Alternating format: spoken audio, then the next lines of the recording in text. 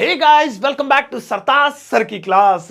यार body parts की English तो लगभग हम सभी को आती है। हम स्कूल में ही बचपन में सीख लेते हैं कि नाक को नोज बोलते हैं, आंखों को आईज बोलते हैं, कानों को ईयर्स बोलते हैं, हाथों को हैंड्स बोलते हैं। लेकिन आज मैं आपको ऐसे ऐसे बॉडी पार्ट्स की इंग्लिश बताऊंगा जो आपको स्कूल वालों ने भी नहीं सिखाई होगी। और मैंने लिख भी रखा, देखो अपने बोर्ड पे, जो स्कूल वालों ने भी नहीं बताए ऐसे बॉडी पार्ट्स नेम।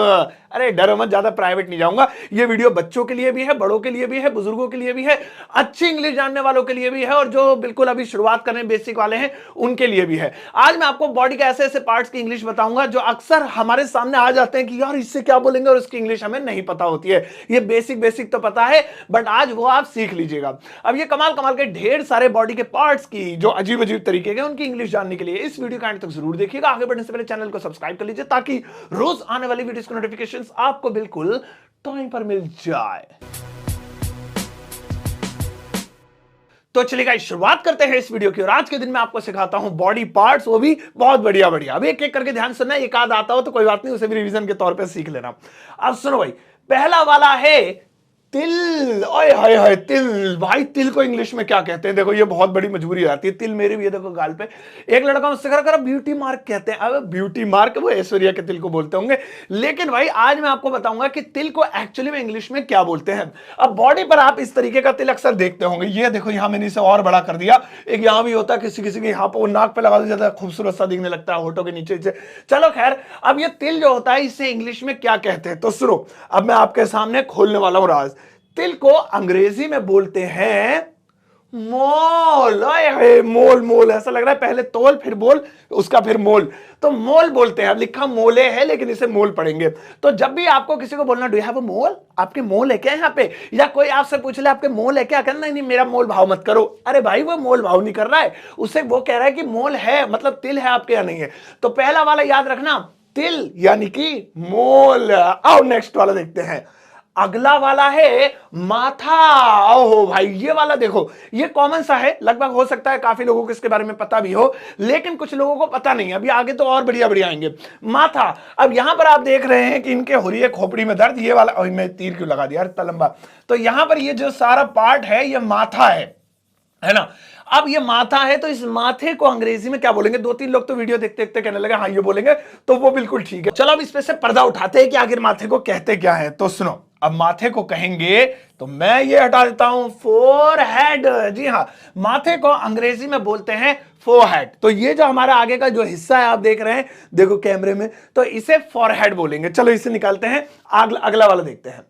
अब नेक्स्ट वाला है मुट्ठी। आप देखो, बताओ बच्चों मेरी मुट्ठी में क्या है। तो ये जो मुट्ठी होती है, लोगों को इसका मतलब भी नहीं पता होता है मुट्ठी को इंग्लिश में क्या बोलेंगे। बट देखो अब मैं आपको बता सकता हूं और आप भी दूसरों को बता सकते हैं कि मुट्ठी को इंग्लिश में डिशुम क्या बोलते हैं। भाई ध्यान से देखो, मुट्ठी को इंग्लिश में बोलेंगे फिस्ट। ओए होए, फीस्ट बोलेंगे। तो ये होती है फीस्ट हमारी, ठीक है ना। तो आगे से ध्यान रखना, व्हाट्स इनसाइड माय फीस्ट, बताओ मेरी फीस्ट के अंदर क्या है। तो अब आप बता सकते हैं भाई साहब कुछ भी है। तो मुट्ठी को अंग्रेजी में फीस्ट बोलते हैं। नोट कर लो यार, इसे बहुत काम की चीज है। चलो आगे बढ़ते हैं। तो नेक्स्ट वाला है, कौन सा है? ओहो, नाभि। चाबी का नाभि, नाभि। अरे भाई इसे हम घर में टुंडी बोलते हैं। टुंडी देखो हमारी कैसी है। चलो खैर, वो देसी स्टाइल है। तो ये है नाभि। अब ये हिंदी का एक शब्द है नाभि। तो ये वाला जो पेट के जो बीच में एक इस तरीके का छेद सा होता है ना, तो इसे हम कहते हैं हिंदी में नाभि। अब इसे इंग्लिश में क्या बोलेंगे? तो इसे इंग्लिश में डिकोड करते हैं और देखते हैं कि इसे इंग्लिश में हम क्या बोलेंगे। कुछ बड़ा सा लग रहा भाई, तो इसे इंग्लिश में बोलेंगे नेवल। नेवल। वैसे इसे बेली बटन भी बोलते हैं, यानी कि इसके दो दो नाम है। आप नाभि को अंग्रेजी में बेली बटन भी बोल सकते हो और नाभि को अंग्रेजी में नेवल भी बोल सकते हो। अब आपको क्या कौन सा वाला बोले, हमें ये तो बता दो। अरे भाई ये थोड़ा सा साइंटिफिक है, ये जरा अच्छी इंग्लिश का है, हायर इंग्लिश का है। आप बोल सकते हैं नेवल, नेवल, नेवला नहीं नेवल। और ये जो है ये थोड़ा सा स्टाइल वाला है, गर्ल्स जरा ज्यादा बोलती हैं बेली, तो इस तरीके का। तो आप ये वाला भी बोल सकते हैं चाहे तो इसमें आप याद रखिएगा, इसके लिए हमारे पास दो वर्ड्स हैं। अब अगला देखते हैं। नेक्स्ट वाला है कौन सा? ओ मूछे हो तो नथुलाल जैसी। चलो, तो ये है मूछे। अब मूछे तो होती है लोगों की रोबदार, लेकिन उसकी इंग्लिश क्या होती है बहुत सारे लोगों को नहीं पता होता है। बट डोंट वरी, आज मैं आपको इसकी इंग्लिश बता देता हूं। अब सुनो ध्यान से। मूछों को अंग्रेजी में बोलते हैं, डिकोड करते हैं इसको, क्या बोलते हैं मूछों को अंग्रेजी में? तो मूछों को अंग्रेजी में बोलते हैं मस्टैश। मस्टैश। ओए होए, लिखा तो देखो 10 दफे तो देखना पड़ा, ये मुस्टाचे लिखा है, लेकिन इसे सही तरीके से बोलेंगे मस्टैश। मस्टैश, ओ मेरी मुस्टैश देखो, मस्टैश ऐसे भैया थोड़ा सा, ठीक है ना। तो अब भाई नेक्स्ट टाइम कभी भी ये मूछें हो, चाहे कितनी भी बड़ी हो, कैसी भी हो, या दिखने में कैसी भी हो, आप इन्हें अंग्रेजी में मस्टैश बोलेंगे। तो स्पेलिंग भी याद रखिएगा, गौर कर लीजिएगा, डोंट वरी, या आगे आप नोट कर सकते हैं। आगे बढ़ते हैं। अब नेक्स्ट वाला, ओह अब आ गई दाढ़ी। अभी मूछों की बात हो रही थी, तो भाई दाढ़ी कैसे रह सकती है, तो दाढ़ी देखो क्या होगी। अब दाढ़ी किसी भी प्रकार की हो, कोई सी भी शेप की हो, इससे फर्क नहीं पड़ता, चाहे वो लंबी हो, चाहे वो शॉर्ट हो, चाहे वो छोटी सी हो, अगर वो दाढ़ी है तो दाढ़ी को अंग्रेजी में क्या बोलेंगे, सुनिए। दाढ़ी को अंग्रेजी में बोलेंगे, डिकोड करते हैं, दाढ़ी दाढ़ी, ओ बियर्ड, बियर्ड, जी हां। और दाढ़ी वाला दोनों को बियर्ड बोलते हैं। जैसे ये दाढ़ी है तो ये क्या है, ये बियर्ड है, और ये दाढ़ी वाला आदमी है, बियर्ड मैन, बियर्ड मैन। और एक बियर्ड मैन आ रहा था, बियर्ड मैन कहां गया वो, यहीं कहीं था, यानी दाढ़ी वाला आदमी। तो ये भी याद रखिएगा भाई, अब अच्छे से रट लीजिए कि दाढ़ी को अंग्रेजी में बियर्ड बोलते हैं। आओ अभी आगे और भी बहुत सारे वर्ड्स मिलेंगे और उन्हें सीखते हैं। अब नेक्स्ट वाला देखो, नेक्स्ट वाला है हथेली। और इसकी हथेली बड़ी है, मैं अपनी कर लेता हूं। ये हथेली, हथेली बहुत ज्यादा यूज करते हैं हम। देखो मेरी हथेली में जो है चोट लग गई, या ये देखो मेरी हथेली की लाइनें देख लो, या मेरी हथेली में क्या है। तो हथेली जो होती है इसको बहुत ज्यादा यूज करते हैं। अब इसकी इंग्लिश क्या होगी वो देखते हैं। तो आइए इसको करते हैं डिकोड और जानते हैं कि हथेली को अंग्रेजी में क्या बोलेंगे। तो करते हैं डिकोड, 3 2 1, पाम, पाम। और हाँ एक चीज याद रखना कि भाई इसके अंदर ये जो एल है ये खामा खाई का है, ये साइलेंट है एक्चुअली में, इसे हम पाम पढ़ेंगे, पाम, पाम। अरे है अंग्रेजी कैसी चोचलेबाजी वाली है। तो इसे भैया आप पढ़ेंगे पाम। अब ध्यान रखिएगा और ये वाला वर्ड भी याद कर लीजिए, दिस इज माई पाम। देखिए मेरी पाम, भाई साहब आपकी पाम फट रही है, हथेलियां फट रही हैं, कुछ लगाओ बोरोप्लस वगैरह। तो ये भी हो गया हथेली। आओ नेक्स्ट बढ़ते हैं, नेक्स्ट वाले पे चलते हैं। अगला वाला है कान का निचला हिस्सा। भाई इसको हिंदी में क्या कहते थे मेरे को समझ में नहीं आता, पूंची या क्या कहे या कुछ कहे, चलो जो भी है। तो ये जो वाला हिस्सा होता है भाई कान के नीचे का हिस्सा, जहां पर बुंदे पहने जाते हैं अक्सर, इयररिंग्स वगैरह, है ना, जहां पर यहां बुंदे पहने जाते हैं, बुंदा बड़ा सा बना देते हैं, कुछ बढ़िया सा, है ना, झुमका ही बना देते हैं ले। तो इसे हम बोलते हैं कान के निचला हिस्सा, ये वाला, ये। तो इसे इंग्लिश में क्या बोलेंगे, बहुत सारे लोगों को समझ में नहीं आता है। तो देखिए गर्ल्स के तो बहुत काम का है भैया, ध्यान से देखो। इसे इंग्लिश में बोलेंगे, डिकोड करते हैं, इसे इंग्लिश में बोलेंगे ईयर लॉब, ईयर लॉब, जी हाँ ईयर लॉब बोलेंगे। अब आगे से भाई ईयर लॉब में होल करा लो अपने, मेरा ईयर लॉब दर्द कर रहे हैं, अरे भारी झुमके तो ईयर लॉब को नीचे लटका देंगे। तो जो भी है, अब आप नेक्स्ट टाइम जैसे ही आप ये काहे को हिल गया भैया, रुक जा रुक जा रुक जा।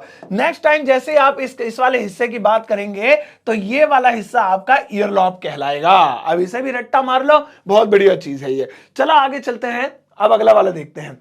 नेक्स्ट वाला देखो ये क्या है बताओ। देखो भाई ये तो देखते ही समझ गए होंगे, इसे अंग्रेजी में कहते हैं, ये निशान लगा दिया मैंने, इसे अंग्रेजी में कहते हैं, हिंदी में कहते हैं चोटी, है ना, चोटी कहते हैं। और बहुत सारे लोगों को ये गलतफहमी होती है कि चोटी को पोनी टेल बोल सकते हैं। अरे बोल सकते हैं, लेकिन वो चोटी दूसरे तरीके की होती है।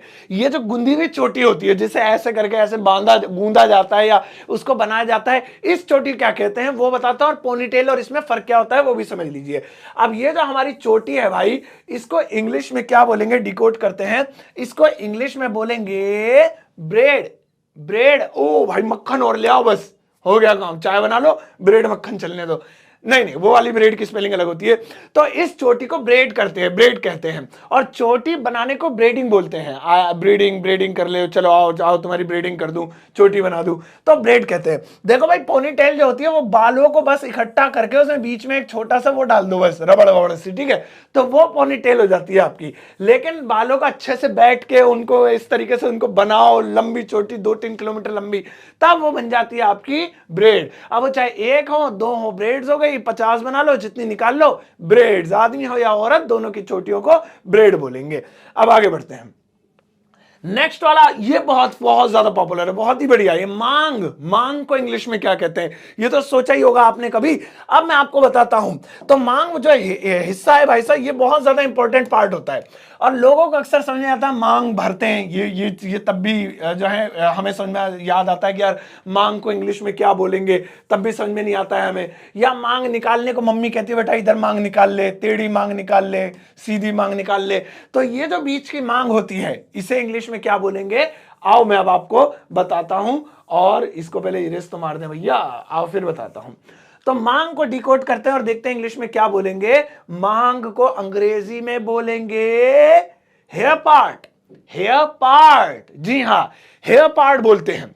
अब वेमलियन यानी कि sindoor, I put sindoor in your hair part, मैं आपके हेयर पार्ट में सिंदूर भर दूंगा। अब आप कई जगह पर इसे पढ़ सकते हैं, बहुत सारे न्यूज़पेपर्स में, कई आर्टिकल्स में भी इस वाले जो फ्रेज नहीं वर्ड कहेंगे, इस वर्ड का यूज हुआ है, जिसमें हेयर पार्ट वर्ड यूज किया गया है मांग के लिए। तो हमारा जो हेयर पार्ट है वो लेफ्ट साइड से निकलता है और आपका हेयर पार्ट राइट साइड से निकलता है। कहां से आप बताइएगा? नहीं मेरा, हाँ लेफ्ट से निकलता है। चलिए, तो मांग को हेयर पार्ट बोलेंगे। आओ आगे बढ़ते हैं। अब आगे अगला वाला देखते हैं। भाई ये देखो, ये क्या है? ये क्या है? ये है गुद्दी। हिंदी में लिखा है तो देसी हिंदी हमारी। गुद्दी, गुद्दी पे मारूंगा, गुद्दी पे लगा दूंगा, गुद्दी पकड़ के अंदर खींच ली उसकी। तो गुद्दी किसे बोलते हैं भाई?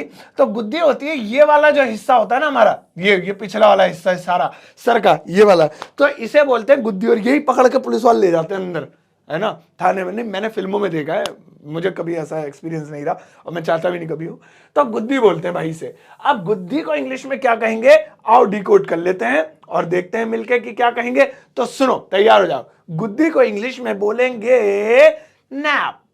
नैप, उसकी नैप पकड़ के ले आओ। ओ भाई साहब, नैप पे चाल लगाऊंगा। चलो, गुद्दी पे मारना, गुद्दी गुद्दी घुमाना, गुद्दी के बाल ओ बढ़ रहे हैं, देखो मैंने सही यार, इसने भी अच्छी कटिंग करा रही गुद्दी की। तो इसको नैप बोलेंगे। तो आप भी अब ध्यान रखिएगा, नैप, नापे लिखा नैप। चलो आगे बढ़ते हैं। अब अगला वाला सुनो भाई। अगला वाला आ रहा है आंखों के बीच का हिस्सा। बहुत खास है ये, बिंदी लगाने के काम आता है। आपने देखा होगा महिलाएं अक्सर यहां पर जो है आंखों के बिल्कुल बीचों बीच बिंदियां लगाती हैं, और चाहे थोड़ा सा ऊपर भी लगा लेते हैं तो कोई दिक्कत नहीं है। ये टेढ़ी लग गई, कोई बात नहीं, लेकिन यहां, और हाँ, तिलक भी यहीं लगाया जाता है। आपने देखा होगा तिलक को भी इसी जगह पर लगाया जाता है। तो ये वाला जो हिस्सा है ये आंखों के बीच का हिस्सा होता है, the centre of your forehead, आपके माथे के बीच का हिस्सा। चाहे ये वाला हिस्सा कह लीजिए या ये वाला हिस्सा कह लीजिए या ये वाला है, तो ये कुल मिला के दोनों साइड से सेंटर आ जाएगा। सेंटर ऑफ ग्रेविटी, वो तो फिजिक्स है, तो यहां पे सेंटर आ गया। आओ अब देखते हैं कि इस हिस्से को क्या कहेंगे। बहुत इंपॉर्टेंट है भाई, बिंदी वगैरह लगाई जाती है यहाँ पे। तो इस हिस्से के लिए हम डिकोड करते हैं और देखते हैं क्या बोलेंगे इस वाले हिस्से को। तो मैं डिकोड कर रहा हूं, ये लीजिए, ग्लबेला।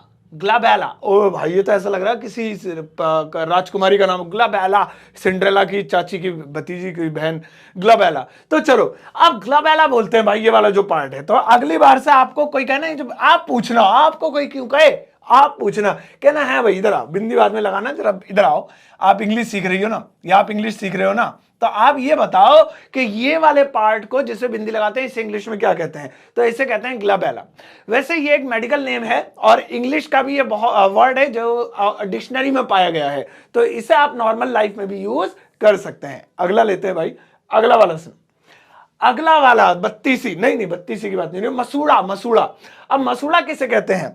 तो ये तो हो गए दांत, इनकी बात नहीं हो रही है। ये दांत जिसमें फंसे होते हैं ना, ये ऊपर का पिंक पिंक का सा हिस्सा होता है, ये अलग से कुमार वाला हंसने, ये ऊपर का जो दिखता है जो, तो ये जिसमें दांत लगे, अरे समझ गए होंगे यार, उसे मसूड़ा बोलते हैं। मसूड़े से मैं समझ ना दांत या दाढ़, नहीं मसूड़ा उसे नहीं बोलते, मसूड़ा बोलते हैं जिनके अंदर दांत फंसे हुए, ऊपर का मांस जो होता है लाल लाल पिंक पिंक साइड का, तो नीचे ऊपर दोनों साइड, उसे बोलते हैं हम लोग मसूड़ा।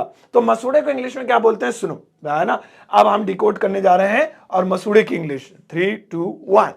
गम है, क्या गम लग गया बेचारे को। चलो कोई दर्द दुख गम नहीं, ये इंग्लिश का गम है, च्युइंगम वाला गम है ये। और च्युइंगम शब्द भी यहीं से निकला है, जो मसूड़ों से च्यू की जाए, चबाई जाए, च्युइंगम उसे। चलो खैर, तो गम बोलते हैं। तो कभी भी आपके यहाँ जैसे मसूड़े में खून निकले, डॉक्टर से कहना डॉक्टर मेरे गम में खून निकल रहा है, तो डॉक्टर का क्या गम है तुझे, क्या खून निकल रहा है बता। चलो, इसे गम बोलते हैं। अब आपके होमवर्क का टाइम है। अब हमने इतने सारे शब्द सीख लिए, लेकिन अब आपके होमवर्क का टाइम है गाइस, तो जरा ध्यान दीजिए।